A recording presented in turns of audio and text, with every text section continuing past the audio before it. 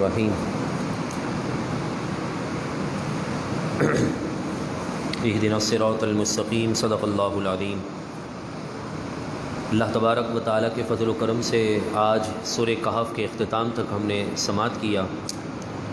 دعا کرتے ہیں اللہ تبارک و تعالیٰ ہماری تلاوت، سننا سنانا سب اپنی بارگاہ میں قبول فرمائیں اور ہمیں بقیہ ایام میں بھی اچھے انداز میں قرآن سننے اور پابندی وقت کے ساتھ شرکت کی توفیق عطا فرمائیں۔ سورہ نحل کے آخری 2 رکوع ہماری آج کی تراویح اور 15واں پارہ اور 16ویں پارے کے 3 رکوع۔ سورہ نحل کے آخری رکوع کے اندر اللہ تبارک و تعالیٰ نے حضرت ابراہیم کی عظمت اور شان کو بیان فرمایا اور ساتھ تبلیغ دین کرنے والوں کو ایک اصول بھی عطا فرمایا۔ ارشاد ہوا ادعو الی سبیل ربک بالحکمہ، اے امت مسلمہ کے نوجوانوں، تم اللہ تبارک و تعالیٰ کے راستے کی طرف، الی سبیل ربک، اپنے رب کے راستے کی طرف لوگوں کو بلاؤ، بالحکمت والموعظۃ الحسنہ، حکمت کے ساتھ اور اچھی نصیحت کے ساتھ۔ ایسا بیٹا یہ پنکھے فضول چل رہے ہیں، دیواروں کے بند کر دو، وہ شور مچا رہے ہیں۔ والموعظۃ الحسنہ، اور اچھی نصیحت کے ساتھ، وجادلہم باللتی ہی احسن، اور ان پر حجت قائم کیجئے احسن طریقے سے۔ ان ربک هو اعلم بمن ضل عن سبیلہ، کہ بے شک آپ کا رب خوب جانتا ہے ان لوگوں کو جو اس کی راہ سے بہکے ہیں، وهو اعلم بالمہتدین، اور ہدایت پانے والے لوگوں کو اللہ تبارک و تعالی خوب جانتا ہے۔ سورہ نحل کی آیت نمبر 125 کا ترجمہ ہم نے سماعت کیا، جس میں اللہ تبارک و تعالی نے یہ ہمیں درس دیا ہے کہ لوگوں کو اچھی نصیحت کے ساتھ بلایا جائے، حکمت عملی کے ساتھ بلایا جائے۔ ہمارے یہاں پر عموماً ایسا ہوتا ہے، والدین اپنے بچوں کی تربیت تو کرتے ہیں، مگر ڈانٹ ڈپٹ، جھڑکنا، مارنا، یہ ہمارے مبلغین اور مدرسین اور والدین کے حصے میں یہ کام آ رہا ہوتا ہے۔ بچے پر یا کسی بھی انسان پر آپ کا روب ایسا ہو کہ آپ کو ہاتھ اٹھانے کی ضرورت نہ پڑے، بلکہ آپ کی آنکھ یا آپ کی آواز ہی کافی ہو جائے، یہ بہترین تبلیغ دین کرنے کا اصول ہے۔ اور پھر بسا اوقات 3 قسم کی انسان کی جو طبیعتیں ہیں نا، جو قرآن نے ابتدائی پاروں میں فرمائی، کچھ ایسی طبیعت ہوتی ہے جو نعمت کی طرف کھنچتی ہے، کچھ ایسی طبیعت ہوتی ہے جو کسی سے ڈر کر پیچھے ہٹ جاتی ہے، اور کچھ کی طبیعت نہ تو اچھائی یعنی نعمتوں کی طرف لپکتی ہے، نہ کسی سے ڈرتی ہے، بلکہ نعمت بنانے والے اور جہنم کو پیدا کرنے والے رب کی رضا کے لیے کام کرتی ہے۔ تو 3 قسم کی طبیعتیں ہیں لوگوں کی۔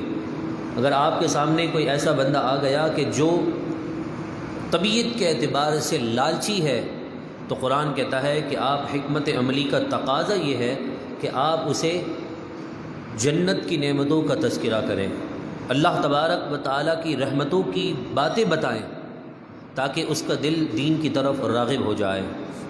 اور کوئی اس قدر اپنے آپ کو ڈر اور خوف کے معاملے میں دبا کر رکھا ہوا ہے، تو آپ اسے اتنا مت ڈرائیں کہ وہ دین سے بھاگ جائے۔ تو قرآن فرماتا ہے والموعظۃ الحسنہ، لوگوں کو اچھی نصیحت کے ساتھ بلایا جائے، ورنہ یہ درس قرآن کا دورانیہ 21 منٹ تو کیا 1 گھنٹہ 21 منٹ بھی ہوتا نا، تو پھر بھی ہم مکمل طور پر 1.25 پارے کی تلاوت بھی نہیں کر سکتے ہیں ترجمے کے ساتھ۔ صرف 21 منٹ بیٹھ رکھنے کا مقصد یہ ہے کہ حکمت عملی پر عمل ہو جائے، کہ لوگ ابھی 20 رکعتیں مکمل پڑھ کر بیٹھے ہیں، جو افطاری میں کھایا تھا وہ ہضم ہو چکا ہے، طبیعت ساتھ نہیں دے رہی، مگر مولا علی کی نسبت سے 21 منٹ قرآن کی محبت میں لوگ بیٹھے ہیں، تو یقیناً یہ قرآن کا فرمان ہے کہ جب تم لوگوں کو اچھائی کے طریقے سے حکمت عملی کے ساتھ دین کی طرف بلاؤ گے تو تمہارا بھی فائدہ ہوگا اور جس کو تم بلا رہے ہو اس کا بھی فائدہ ہو جائے گا۔ تو لہذا آپ بھی لوگوں کو درس قرآن کی دعوت دیں، لوگوں کو بتائیں کہ بھائی 21 منٹ میں ہوتا کیا ہے۔ میں اپنی بات کروں نا، رات کو یہاں سے جانے کے بعد واکنگ کرتا ہوں نا تو 21 منٹ کے اندر تقریباً 2.25 کلومیٹر میں چل سکتا ہوں۔ آپ کی بھی یہی ایوریج ہوگی۔ میں واکنگ کرتے کرتے یہ سوچ رہا ہوتا ہوں کہ صرف 2.25 کلومیٹر میں چلا ہوں اور اس کے اندر یہی 21 منٹ ہے کہ اس میں ہم نے اللہ تبارک و تعالیٰ کی کتنی باتیں سماعت کر لی ہیں۔ یہ اللہ تبارک و تعالیٰ کا کرم ہے۔ ہاتھ اٹھا کر دعا کریں اللہ تبارک و تعالیٰ ہمیں آخری تراویح تک اسی طرح درس قرآن میں شرکت کی توفیق عطا فرمائیں۔ 15ویں پارے کا آغاز ہے۔ ابتدائی آیتوں میں اللہ تبارک و تعالیٰ نے اپنے محبوب کی عظمت و شان کو بیان کیا اور فرمایا سبحان الذی اسریٰ بعبدہ لیلا من المسجد الحرام الی المسجد الاقصی، پاک ہے وہ ذات جو رات کے کچھ حصے میں اپنے بندہ خاص کو مسجد حرام سے مسجد اقصی تک، وہ مسجد اقصی کہ جس کے ارد گرد بارکنا حولہ، جس کے ارد گرد ہم نے برکتیں رکھی ہیں، لنریہ من آیاتنا، تاکہ ہم دکھائیں اس بندہ خاص کو اپنی خاص نشانیاں، انہ هو السمیع البصیر، بے شک وہی سننے والا دیکھنے والا ہے۔ معراج کے واقعے کی ابتدا مسجد حرام سے ہوئی، پھر مسجد اقصی کی طرف گئے۔ بہت طویل واقعہ ہے، جنت کی بھی سیر کی، جہنم کا معائنہ کیا، واپس پلٹ آئے، سیکنڈ کا کروڑواں حصہ بھی نہ تھا۔ باہر نکل کر حضرت ام ہانی سے میرے محبوب نے فرمایا، جس کمرے میں آپ تھے حجرے میں وہ حضرت ام ہانی کا ہی تھا، تو فرمایا ام ہانی آج میں نے یہ منظر دیکھا ہے۔ میں مسجد اقصی بھی گیا، انبیاء کی امامت بھی کروائی، پھر آسمانوں کی سیر بھی کی، ہر نبی سے ملاقات بھی کی، پھر جنت بھی دیکھی، جہنم کو بھی دیکھا، رب کا دیدار بھی کیا۔ واپس پھر میں آیا، موسیٰ علیہ السلام نے 50 سے 5 نمازیں بھی کروا دی، میری امت کے لیے جو 50 کا تحفہ ملا تھا سب کچھ ہوا۔ بس پھر میں پلٹتا رہا، 7 آسمان کو کراس کر کے واپس نیچے آ گیا۔ یہ سارا کچھ بیان کرنے کے بعد حضرت ام ہانی فرمانے لگی یا رسول اللہ کافروں کو مت بتائیے گا، کافروں کو مت بتائیے گا، وہ آپ کا مذاق اڑائیں گے، وہ آپ کی اس بات کی تصدیق نہیں کریں گے۔ تو حضرت ام ہانی سے میرے محبوب نے فرمایا کافر مانے کہ نہ مانے، رب نے مجھے یہ نعمت دی ہے، میں اس کا چرچا کروں گا، میں اس کا ذکر کروں گا۔ حضرت ام ہانی کا یہ کہنا کہ کافر کو مت بتائیے گا، یہ اس بات کی طرف اشارہ ہے کہ اللہ نے اپنے محبوب کو جسمانی معراج عطا فرمائی تھی۔ اگر خواب کی بات ہوتی تو خواب میں بھی تو آپ بھی تو کبھی مکے مدینے پہنچ جاتے ہیں، دنیا کی کون کون سی آپ جگہوں پر سیر کر رہے ہوتے ہیں۔ حضرت ام ہانی اگر خواب سمجھتی تو یہ نہ کہتی کہ آپ مت بتائیے گا باہر جا کر، کیونکہ خواب میں تو انسان کہاں کہاں گھوم لے کوئی پتہ ہی نہیں چلتا اس کا، 1 منٹ میں اس دنیا میں تو دوسری منٹ میں اس سیکنڈوں کے اندر اس دنیا میں پہنچ جاتا ہے۔ تو خواب کا اگر اعتبار ہوتا تو حضرت ام ہانی کبھی بھی آپ کو منع نہ کرتی۔ اور پھر سب سے بڑھ کر آج کے مسلمانوں کو جسمانی معراج سمجھ میں نہ آئی، کافر تک سمجھ گئے، ابو جہل ابو لہب جیسے اچھلنے لگے، اور کافروں کا سردار سیدنا صدیق اکبر کے پاس جا کر کہنے لگا کہ بتاؤ کوئی ایسا ہو سکتا ہے کہ رات کے 1 کروڑویں حصے میں، معمولی سے حصے میں مسجد حرام جائے اور مسجد اقصی جائے، وہاں سے پلٹ بھی آئے، ایسا ہو سکتا ہے؟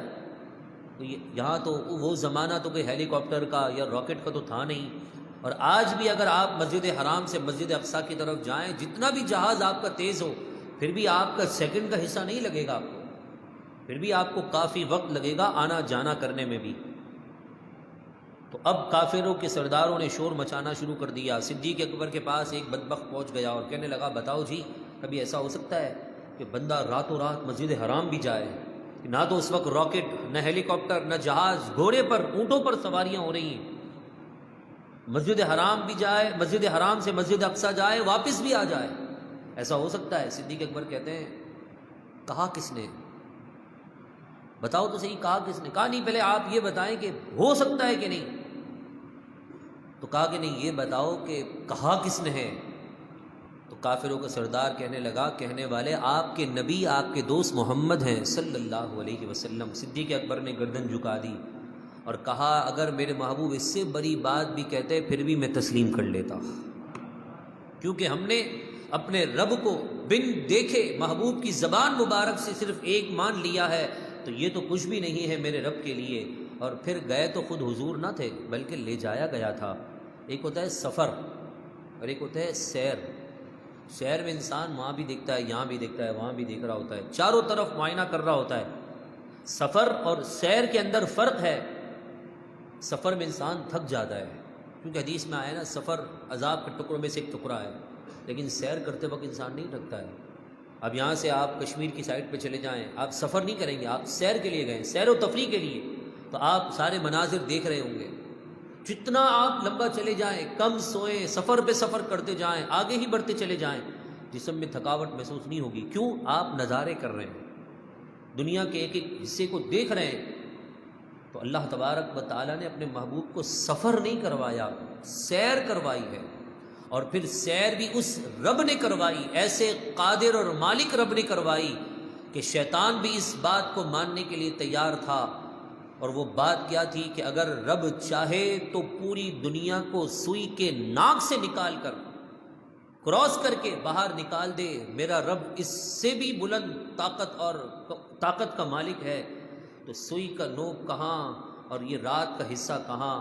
تبھی فرمایا راتوں رات اللہ نے اپنے بندے کو معراج بھی کروا دی، اپنا دیدار بھی کروا دیا اور امت کے لیے تحفہ بھی عطا فرما دیا.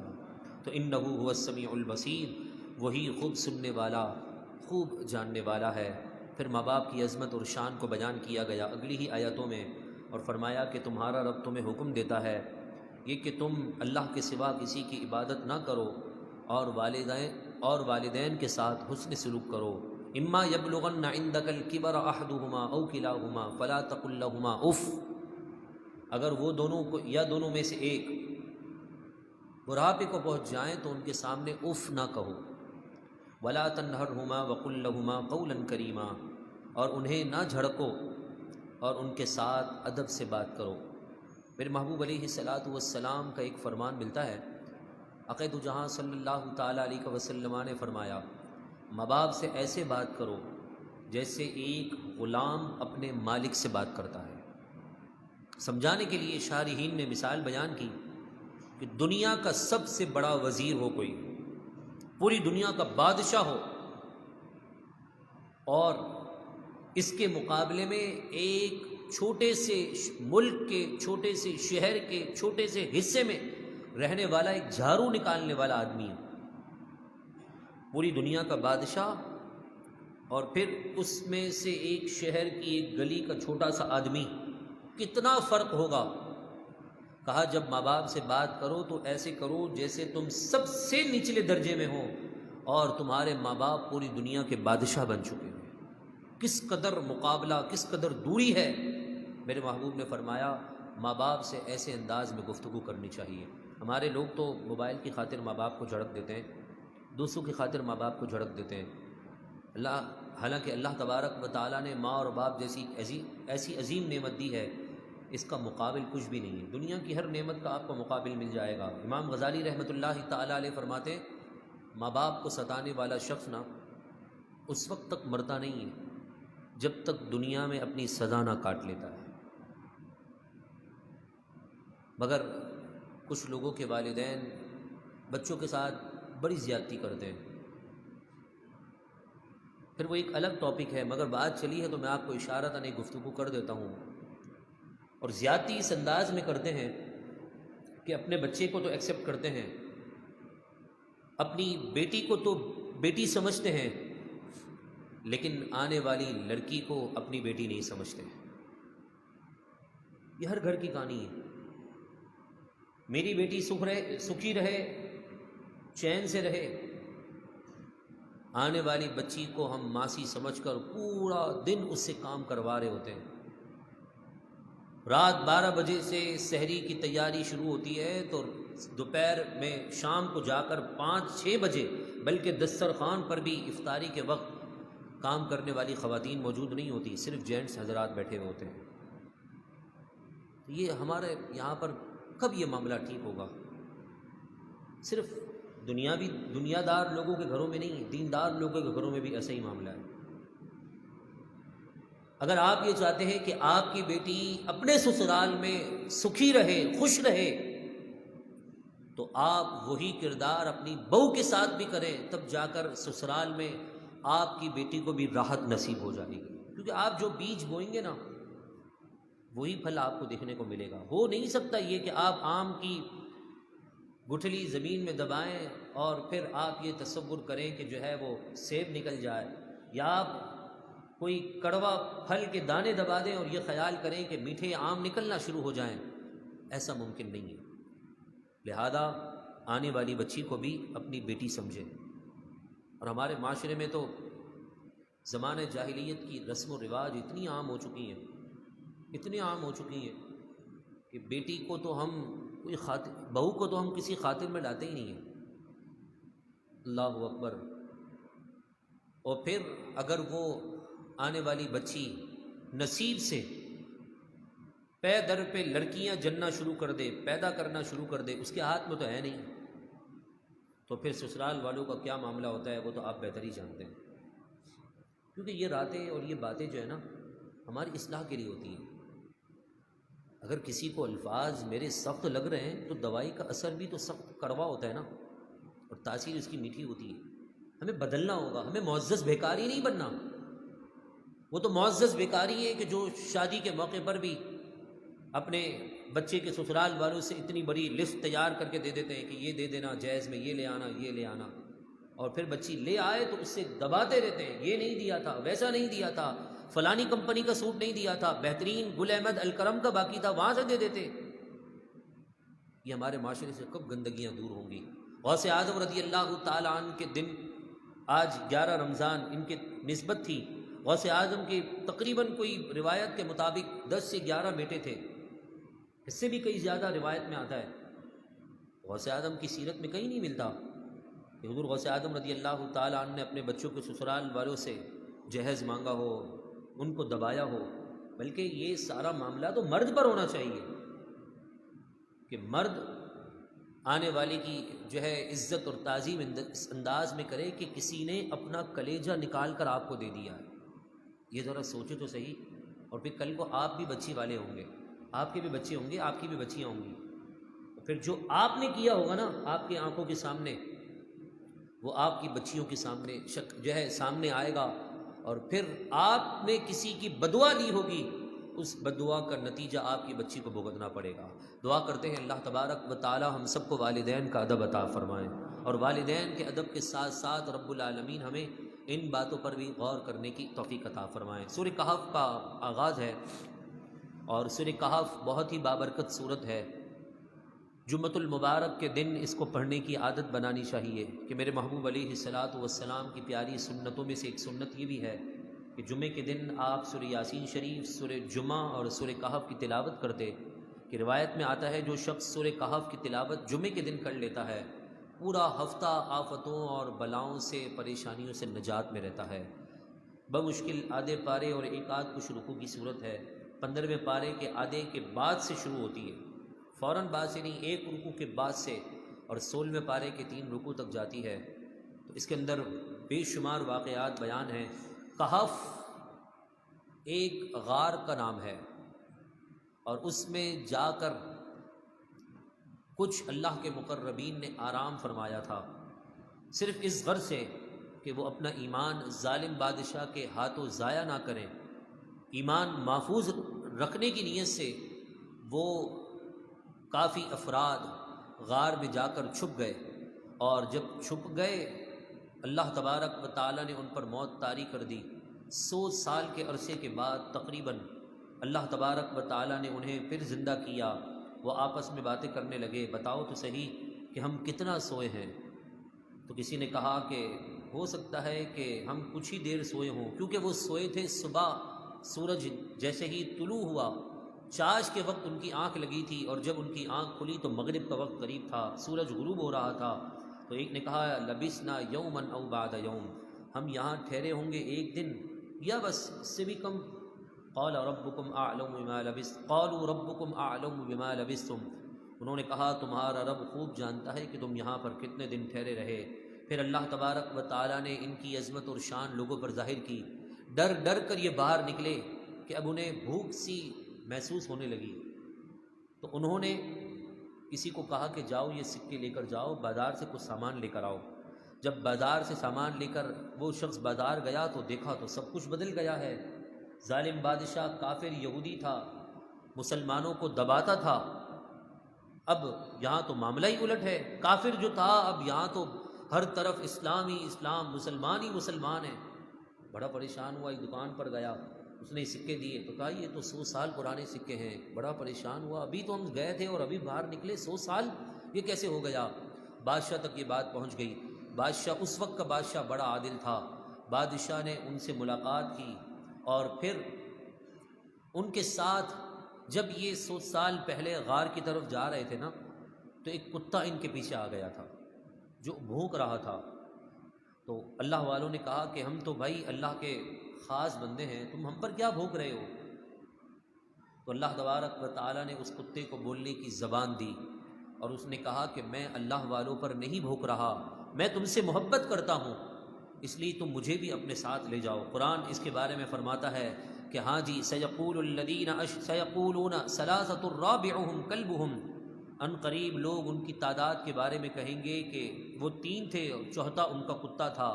وَيَقُولُونَ خَمْسَةٌ سَادِسُهُمْ كَلْبٌ رَجْمًا بِالْغَيْبِ، کچھ کہیں گے کہ نہیں وہ 6 افراد تھے، 5 افراد تھے اور چھٹا ان کا کتا تھا۔